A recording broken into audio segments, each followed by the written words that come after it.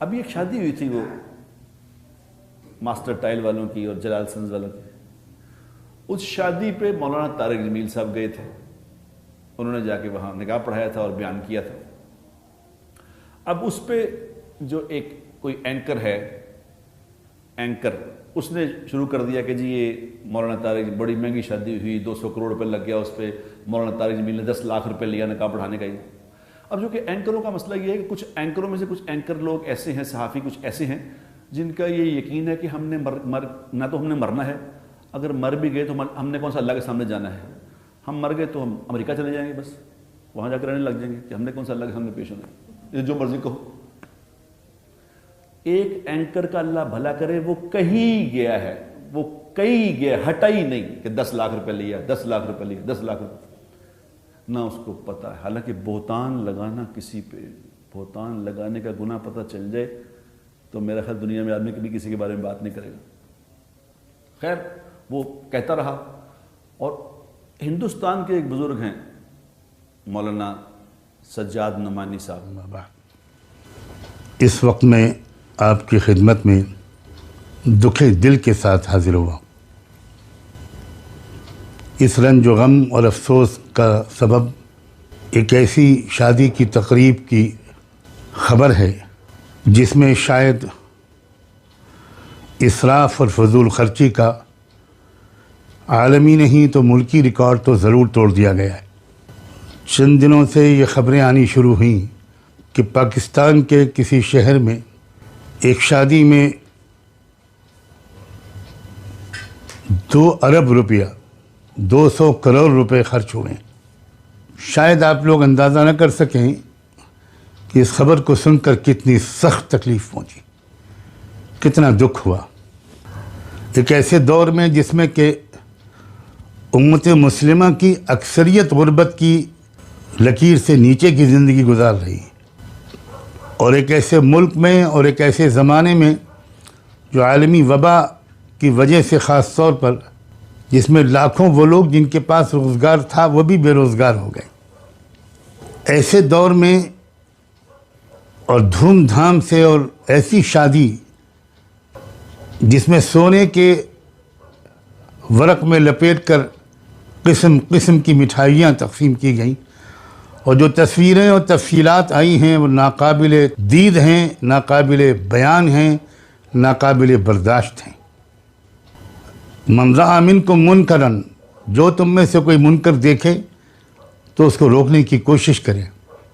دور بیٹھا ہوا آپ کا یہ بھائی یہ کر سکتا تھا کہ خاموش رہے، لیکن مجھے نہیں لگا کہ مجھے خاموش رہنا چاہیے.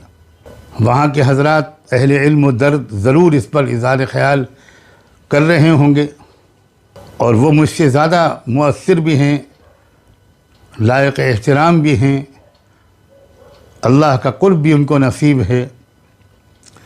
میں اپنی حیثیت اور اوقات سے ناواقف نہیں ہوں، لیکن میں اپنے رب کے حضور معذرت پیش کرنے کے لیے یہ چند کلمات عرض کر رہا ہوں. اللہ تعالیٰ ان صاحب کو اور ان کے اہل خانہ کو دل سے معافی مانگنے کی بھی توفیق دے اور تلافی کی بھی توفیق دے. میں نے اپنے والد ماجد سے یہ جملہ بار بار سنا کہ جب تم شہنائیاں بجاتے ہوئے بارات لے کر جاتے ہو اور قمقموں والے شامیانوں میں یا ہال میں شاندار کھانے کھاتے ہو، ضیافتوں کے مزے لوٹتے ہو، تو یاد رکھنا کہ تم راستے میں ایسے کسی گھر کے سامنے سے بھی گزرتے ہوگے جس کے گھر میں رہنے والی غریب لڑکی شہنائیوں کی آواز، قمقموں کی روشنی سن کر تکیے میں منہ چھپا کر روتی ہوگی. کاش کہ میرا باپ بھی رکشہ چلانے والا نہ ہوتا، بوٹ پالش کرنے والا نہ ہوتا، کھیت میں فصل کے موقع پر مزدوری کر کے ہمارا پیٹ پالنے والا نہ ہوتا، تو مجھے بھی کوئی بیاہ کر لے جاتا. وہ کہا کرتے تھے کہ یاد رکھنا اس غریب لڑکی کے آنسو کے نتیجے میں جو اللہ کی پھٹکار اور لعنت اس رشتے نکاح پر برسے گی، اسے ساری دنیا کے اولیاء اللہ بھی اگر تعویذ لکھنے کے لیے جمع ہو جائیں تب بھی اس بلا کو دور نہیں کر سکتے. کیوں یاد نہیں رہتا ہم کو اللہ کے رسول صلی اللہ علیہ وآلہ وسلم کا یہ ارشاد کہ اعظم النکاح برکتاً ایسرہ مؤونتاً، سب سے زیادہ برکت اس نکاح میں ہوتی ہے جس میں سب سے کم مشقت اور خرچ ہو۔ بیڑیاں توڑ دی تھیں اللہ کے رسول صلی اللہ علیہ وآلہ وسلم نے، اور صرف عرب کے بدوؤں کے لیے نہیں توڑی تھیں، ہمارے ملینائرز اور بلینائرز کے لیے بھی توڑی تھی۔ آپ اس ملک میں رہتے ہیں جس ملک کی معیشت بری طرح بھنور میں پھنس گئی ہے، بہترین مصارف ہو سکتے تھے اس رقم میں سے تھوڑے سے حصے میں آپ وہ تقریب منعقد کرتے، تقریب مسجد میں ہوتی، نکاح ہوتا، اور آپ رخصت کر دیتے عزت کے ساتھ۔ اور میں ایک گستاخی اور کروں گا، ہم نے اپنے اکابر و اسلاف کو اس قسم کی تقریبات میں شرکت کرتے ہوئے کبھی نہیں دیکھا۔ ظاہر ہے کہ نہ ہم یہ کہہ سکتے ہیں نہ آپ یہ کہہ سکتے ہیں کہ دعوت و اصلاح کا جذبہ ہمارے دل میں ان سے زیادہ ہے۔ بئس الفقیر علی باب الامیر، ہم نے اپنے اکابر و اسلاف کو اس ملک میں جو دیکھا، ہم نے شیخ الحدیث حضرت مولانا زکریا رحمۃ اللہ علیہ کو بھی قریب سے دیکھا اور 30 سال دیکھا، حضرت جی مولانا انعام الحسن صاحب کو بھی دیکھا، حضرت مولانا عمر صاحب پالنپوری اور مولانا عبید اللہ بلیاوی کو بھی دیکھا، حضرت مولانا ابو الحسن علی ندوی اور حضرت مولانا محمد منظور نعمانی کو بھی دیکھا، حضرت مولانا ابرار الحق صاحب محی السنہ کو بھی دیکھا، عارف باللہ حضرت مولانا قاری صدیق احمد صاحب کو بھی دیکھا، اور سنا اور پڑھا تو بہت سو کے بارے میں ہے۔ میں جانتا ہوں یہ بات کہ ہمارے علماء کے ذوق مختلف ہوتے ہیں، بعض حضرات اس سلسلے میں زیادہ متشدد ہوتے تھے، بعض حضرات تھوڑے سے نرم ہوتے تھے، مگر میں قسم کھا کے کہہ سکتا ہوں کہ اکابر میں سے کوئی بھی زندہ ہوتا تو ایسی شادی کے قریب نہ پھٹکتا۔ خدا کرے کہ میری یہ بات زیادہ ناگوار خاطر نہ ہو، اور جو فضول خرچیاں ہمارے مسلم معاشرے میں جو خوشحال لوگ ہیں اور ملک پاکستان کے اندر جو فضول خرچیوں کا رواج ہے اس سے بھی میں ناواقف نہیں ہوں۔ مجھے امید ہے کہ میری یہ بات خدا کرے کہ فائدے کے ساتھ عام ہو، اور اس سے فائدہ نہ پہنچنے والا ہو تو عام نہ ہو۔ خدا کے لیے اس دور میں اپنے ایک ایک پیسے کو ذرا سوچ سمجھ کر خرچ کیجیے۔ آپ اگر اتنے بڑے تاجر ہیں تو آپ ملکی حالات اور آنے والے ملکی اور عالمی حالات سے ناواقف نہیں ہوں گے۔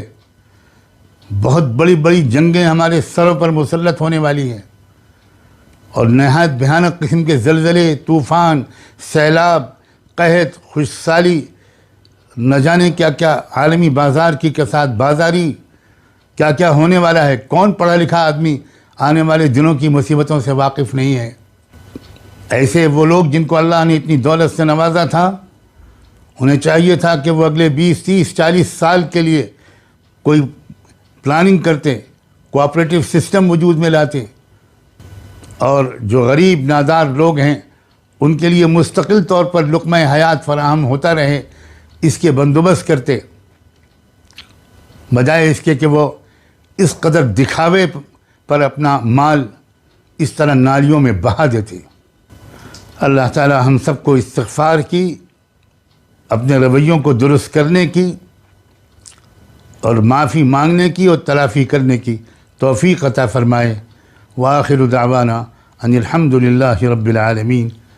السلام علیکم ورحمۃ اللہ وبرکاتہ۔ انہوں نے کہیں وہ پڑھا تو بڑے دکھ سے انہوں نے ایک بیان کیا کہ یہ کیا ہوا ہے، اس میں اتنا پیسہ لگا دیا، اور مولانا طارق جمیل کو وہاں کیوں شریک ہونا نہیں چاہیے تھا۔ انہوں نے اس پہ بات کی، وہ بات مولانا طارق جمیل صاحب تک پہنچی، تو مولانا طارق جمیل صاحب نے اس کا جواب دیا کہ مولانا آپ کو تو چاہیے تھا تحقیق کرتے، یہ صحافیوں کی، اینکروں کی بات پہ آپ نے، میڈیا کی بات پہ یقین کر لیا۔